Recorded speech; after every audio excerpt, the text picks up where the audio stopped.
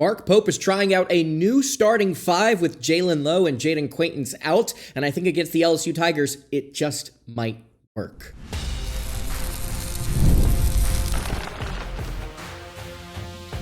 You are Locked On Kentucky, your daily podcast on the Kentucky Wildcats, part of the Locked On Podcast Network, your team every day.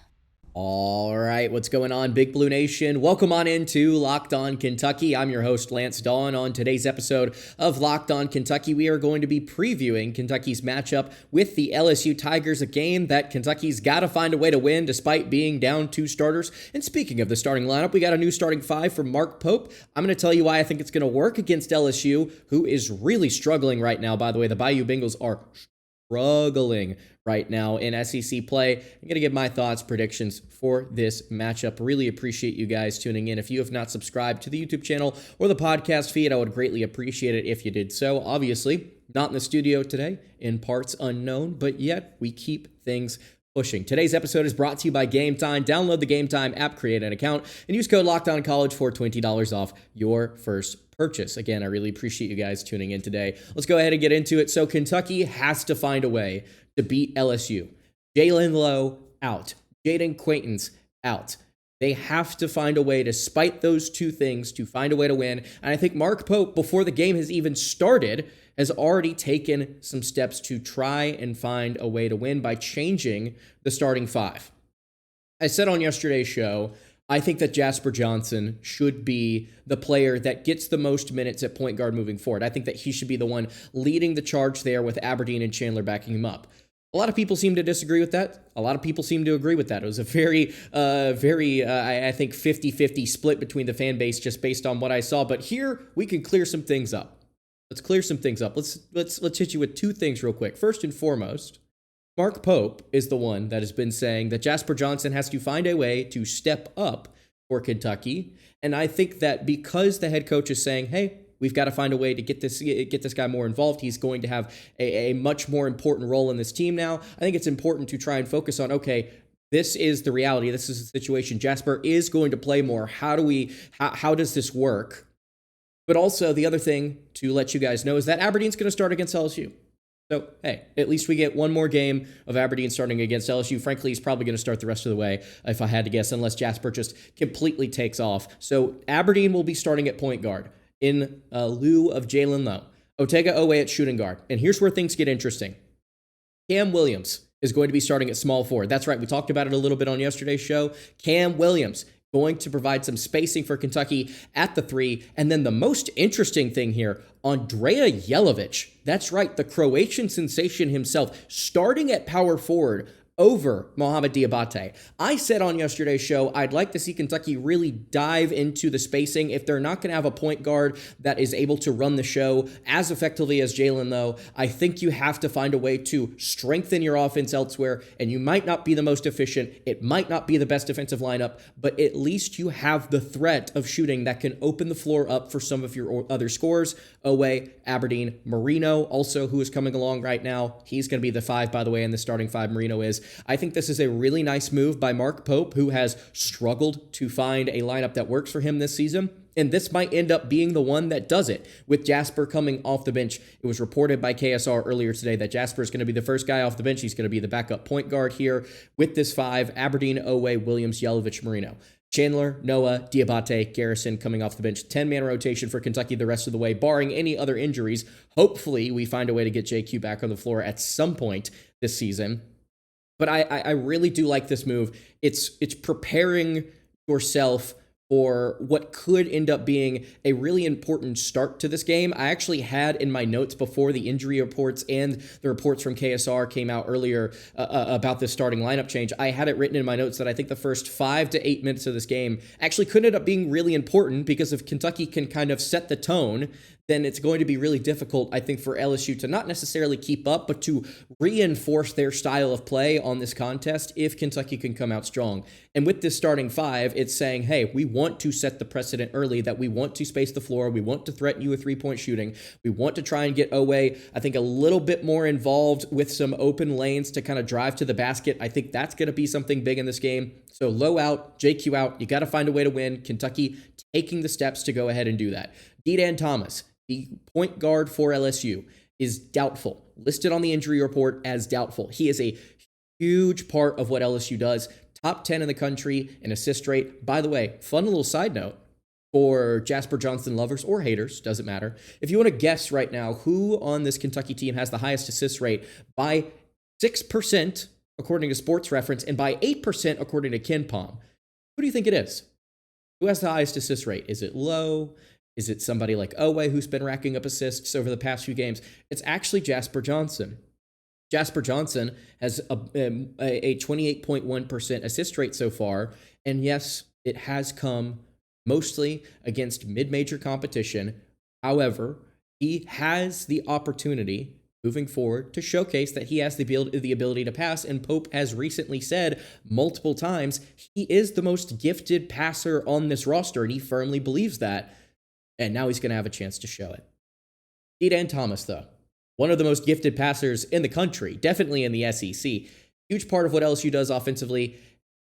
And the Tigers, while he has been out, they've been struggling. He suffered a lower body injury, I believe a leg injury, before the start of the SEC play, right before the start of conference play.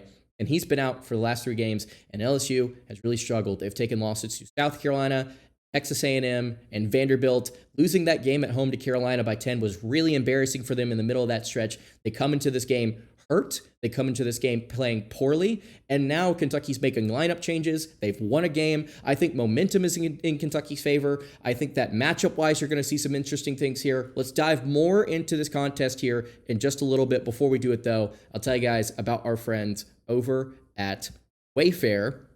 The new year is here, and it's the perfect time to reset your routine and refresh your space. If you're spending more time at home, you might as well love how it looks and feels. That's why you should turn to Wayfair.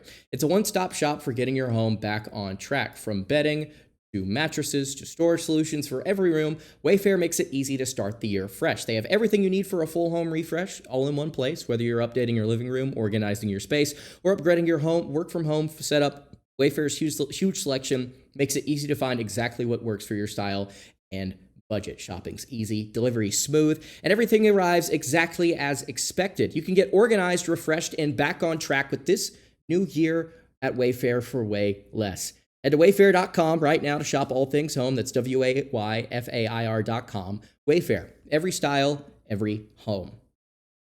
All right, continuing along here on today's episode of the show, Lance Dawe hanging out here with you. Really appreciate you guys tuning in. Again, if you have not subscribed to the YouTube channel or the podcast feed, I would love it if you did so. Jalen Lowe is out. Jayden Quaintance is out. Dedan Thomas is doubtful. Lead point guard for the LSU Tigers. So just point guards out for both of these squads. Can Kentucky find a way to win? It's actually really interesting. Right before I started to hit record, I went to go check, see if the line was out. It opened at 4.5. Over on FanDuel, it's at 3.5 right now in favor of Kentucky. So Kentucky favored to go on the road and find a way to win this game. I can assume that a lot of that has to do with the fact that, partially with this lineup change, if I had to guess, but mostly with the fact that Thomas is unlikely to play the lead guard for the LSU Tigers. So let's start with, what does LSU do well? They started the season 12-1. Again, they've lost 3 straight open SEC play, but what do they do well? Well, they've been feeding Max McKinnon over these last several games. I will tell you that he is the best shooter on this team, and he has been absolutely feasting in Dedan Thomas's absence. Through 3 games of SEC play, McKinnon has scored 20 points, 15 points, and 27 points in the most recent game against Vanderbilt, where he has shot 4 of 9, 3 of 8, and 3 of 6 from beyond the arc. He's high efficiency so far this season at 43.8% on high volume. He's already taken 89 threes this season. He has been the largest source of offense for this LSU squad that has struggled. We'll get to the negatives in a second, but they have found ways to get McKinnon involved, and he is knocking down shots. And I think part of this, the reason that they're able to get this sharpshooter so many opportunities, is because they have a really loaded front court. LSU gets a lot of their points from their front court, starting with Mike Nwoko. If you know of Nwoko, he previously at Miami was at Mississippi State a season ago as one of their rotation players in the front court. Actually, might have been their starting center, if I'm not mistaken. Pretty solid, actually, a season ago at Mississippi State, but really, really, really good so far this season, shooting almost 70% from the floor, 70% from the charity stripe, really solid rebounder. He kind of gets most of the touches in the paint for the Tigers, and really has been, outside of McKinnon, the second largest source of offense through this opening to SEC play. Front court's leading the way right now for LSU. If you look at percentage of points that come from each position, point guard, shooting guard, small forward, power forward, center.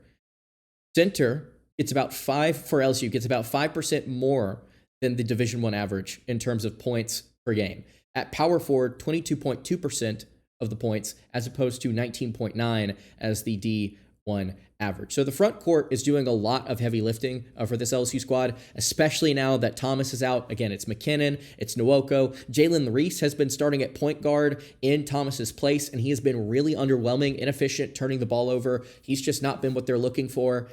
And now let's get into some of the negatives. What have they not been doing well? Well, first and foremost, LSU has not been hitting shots at the rim. Through SEC play and conference play so far, it's a small sample size. LSU is 14th in the SEC, and 2-point field goal percentage is 49.5%. Forget what they're ranked in the conference. 49.5% through 3 games against teams that they are bigger than. LSU average height 50th in the country.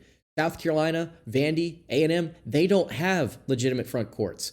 A&M, Vandy, more run and gun style teams with obviously some solid guys down low, but they're more guard heavy. South Carolina, if I'm not mistaken, is actually currently starting a guy that's 6'8" at center. So LSU is not able, without Dedan Thomas, to get shots at the rim despite being really tall or efficiently. They're not able to finish efficiently at the rim without Dedan Thomas, despite being really tall and trying to get their front court do a lot of the heavy lifting. They're also struggling to get to the foul line. For this entire season, LSU, in the games that they've played really well in, and they haven't really played a lot of good competition, but still, when they have been going, they've been able to get to the charity stripe quite a bit. They're top 45 and free throw rate, but in SEC play, dead last. Insane stat here. Their free throw rate, 42.9% on the year. In conference play, dips to 29.1%. They cannot draw fouls and get to the line to save their life. They are 16th, dead last in free throw rate, and then also point distribution coming from free throws. They get only 18.8% so far of their points in SEC play from the charity stripe. Absolutely insane that they have been so good this season, so far, at least this season, at getting to the foul line and finishing at the rim, and they've hit SEC play. Thomas is out, and they have hit a wall, just an absolute wall. Now, they've played some good teams. A&M, really solid. Vanderbilt, of course, one of the best teams in the nation. Going to arguably be the best team in the SEC when all is said and done. We'll see if they can hold on. But LSU right now, they can't hit shots at the rim efficiently. They can't get to the foul line, and they really struggle to hold on to the ball without Dedan Thomas. Another funny thing here, they're 15th in the SEC and turnover percentage in conference play. 21.2% of possessions ending in a turnover. That is insanely high. Insanely high. So LSU has to find a way to hold on to the ball here without Thomas. They have to find a way to hit shots more efficiently against Kentucky's front court, which, to be honest with you, if they want to go big, they can go big in this game. They can run the double big lineup that if they want to. We've seen Garrison Marino on the floor together multiple times already this season. Kentucky can match up with them if they want to. This team does not have the point guard to run the offense efficiently. They can't get looks from deep, by the way. They're struggling to create looks from deep, and they're not shooting efficiently in that area either. So they're basically struggling with everything right now when it comes to what they're trying to do on the offensive end. Now, defensively, it's still bad. They're really struggling to prevent opponents from knocking down shots from deep. Obviously, A&M, Vandy, that's going to come into play. I think Kentucky, if they're going to spread the floor a little bit more in this game, you might see them knock down some shots in Baton Rouge. Who knows? I'd like to see them at least try a little bit, because this LSU team, I don't know if they can hold up if Kentucky hits a few threes in the first half. But LSU struggling with everything. They're going to more than likely be without their point guard again. And they have just looked like a shell of themselves without him on the floor. I think Kentucky has the personnel, despite not having JQ and Jalen Lowe, to go into Baton Rouge and get a win. Let's talk about the desperation in this game. Let's talk about how guys might step up, the individuals that might be really important in this one. I'll give you my most important player here in just a little bit. Before we do it, though, I'll tell you guys about our friends over at Game Time. There's nothing like college football season. It's wrapping up, unfortunately. Tailgates, packed stadiums, being right in the middle of it all. The energy, the bands, the moments you remember forever. But actually getting tickets, that part used to be frustrating with long queues, logins, and prices jumping at checkout. That's why Game Time gives the advantage back to fans. It's the easiest way to unlock amazing college football tickets and experiences in just a few taps. You can open up the Game Time app and look at upcoming college football games. You will be surprised at how fast it is to find great seats. The app is incredibly easy to use. You can go from browsing to buying tickets in just minutes. Knowing prices include all fees up front makes the whole process really stress-free. You know what you're getting into, and you're getting the best seats out there. Take the guesswork out of buying college football tickets with Game Time. Download the Game Time app, create an account, and use code LOCKEDONCollege for $20 off your first purchase. Terms apply. Again, that's code LOCKEDONCOLLEGE for $20 off. Download Game Time today. All right, wrapping up today's episode. Really appreciate you guys tuning in. Kentucky versus LSU. Cats got some players out. LSU more than likely going to have some players out. Jalen Reed, by the way, has been out for a hot minute for the Tigers. He's not going to be playing in this game. I believe he might be out for the year, if I'm not mistaken. Either that or he's out for a very long time. So talk about what LSU does well. They've been feeding their one sharpshooter. They've been trying to get their front court to be the engine here. But in SEC play, without their point guard, they haven't really been able to do much. And they've struggled primarily against South Carolina, who is a really bad team. And now Kentucky rolls into town. I just think that Kentucky is going to end up being too much for this LSU squad. First and foremost, let's talk about Jasper here in this matchup. There's a lot that's being made of right now Jasper's physicality. And I've mentioned it before, talking about him, and I'll say it again. This is not meant to be a slight. This is just reality. And I think that as he develops, this will change. He's like a baby deer out there. It's kind of the same with Braden Hawthorne, by the way. If he found a way onto the court somehow, if they burned his red shirt for some reason, if they wanted to find a way to get him on the floor, Jasper, it's the question of whether or not he can handle SEC physicality.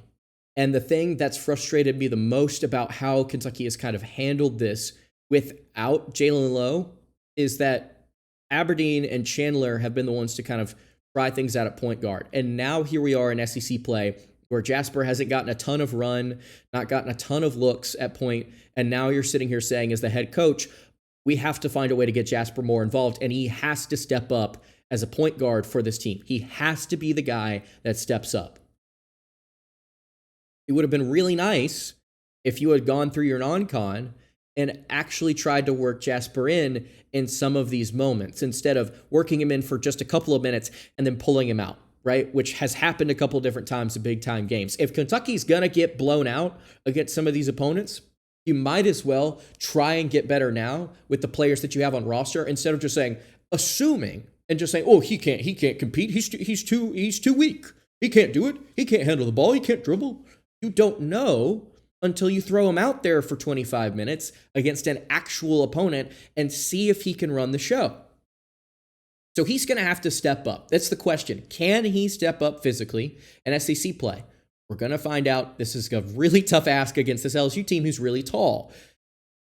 Aberdeen's going to get most of the run at point guard, but Jasper has to be able to step up and make those minutes count because Colin Chandler ain't it at PG. He just is not it. I'm sorry. And Owe, he's better off being a score-first guard, honestly, with his slashing ability, instead of trying to be a playmaker, even though we have seen him actually in the last 4 games really improve in that department. It's time for Jasper to step up, start making a huge contribution, as Mark Pope has said. Most important player in this game, I think, is actually going to be Brandon Garrison. LSU's front court is rangy, really athletic. Garrison has the athleticism and potentially, we could get the most out of him, the high motor to really do some work on this LSU team. Again, like I mentioned, Mike Nwoko, Marquel Sutton at 6'9", 225 is going to be starting at power forward. You've also got Pablo Tamba at 6'7", 206, who's going to be tweening between the 3 and the 4. Robert Miller getting some run at 6'10", 230 at backup center. Those are going to be the guys you're looking at here. I think Garrison, if Kentucky wants to run a two-big lineup at some point in this game, which I almost guarantee will happen. Actually, I'll go ahead and say I guarantee you'll see it at some point because Kentucky's been rocking it as like their 5th most common lineup over the last few games. Garrison, if he is out there, when he is out there, has to be able to give it his all. He is a huge, huge, huge part of this because Marino, as high of a floor as he has, I don't necessarily know if he's as fast or as fluid or as comfortable as maybe somebody like Nwoko, who's going to, again, he's going to be fed the ball a lot in this game.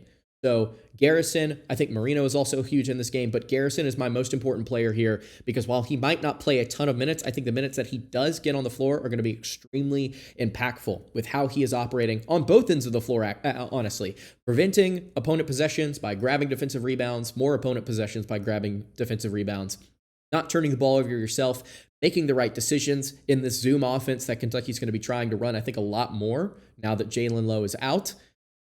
I'd rather speed up LSU as much as possible rather than let them settle in the half court. And this is what I was talking about earlier in terms of the start to this game. This is where I wanted to talk about this. I think Kentucky getting out to an early lead against LSU is going to be really important because if you can set the tone early and say this is going to be a fast-paced, up and down, transition type game, I really like Kentucky in that as opposed to LSU because I think I trust Kentucky's athletes and their decision-making a little bit more in transition than maybe I would LSU with them turning the ball over so much, them not having a point guard on roster that they can really trust with Reese really struggling. Even Aberdeen, who we've said is not a pass-first guard, even he has been better than what Jalen Reese, the backup point guard for LSU, has brought to the table so far this season. So I'd rather try and speed the Tigers up, especially in the first half, try and make them uncomfortable. You got to create transition looks, though, to actually go score in transition. Rebound, get out, create turnovers, be handsy, be aggressive. Try and make this LSU team squirm a little bit instead of just sitting back and letting their front court do what they want to with you. Mark Pope's teams traditionally haven't really been the type of teams to get handsy, create turnovers. I think you gotta go in and you gotta try and force them to cough up the ball. Rebound, create turnovers, get out, run to the rim, make them foul you, or make them or score, or make the officials at some point in the game start to tighten the whistle up because of how loose they're going to call it early. Just set the tone that you're going to get out and you're going to run no matter what. This would also be a really good time for Kentucky spacing with this new lineup, starting lineup, and the new lineups that they're going to be trying to run without Lowe or JQ. It'd be really nice for them to actually execute from distance. I'm talking Kam, I'm talking Owe, I'm talking Noah if he gets in, Chandler if he gets in, even though both Noah and Kam have kind of been, Noah and Chandler have kind of disappeared from this rotation so far. You got to be able to kind of, if you're going to space this out, space it out. I'm not asking you to hit 45% from deep. I'm saying hit 33, 34, 35%. Actually, no, I would say hit 35, 34.5, 35% or better from beyond the arc. And do it with a little bit of volume, more, maybe a little bit more than you have if you're going to try and go for this. But if they could actually knock down some shots in this game, that would go. Hey, crazy analysis here coming from Locked On Kentucky. If you're able to actually hit some shots in this game instead of just relying on your defense to bail you out against a mid to bad SEC opponent, who knows? You might actually win comfortably. And that'll take me to my final thing I want to talk about here. If Kentucky can win this game, which I firmly believe they can, if you can, you got to be able to try and do what you did against Mississippi State and put your foot on the gas. At this point in the season, you're firmly on the bubble, actually on a really bad spot in the bubble. You got to be able to go in. If you're going to play quad one competition, it doesn't matter where, it doesn't matter when. The goal, obviously, every game is to win.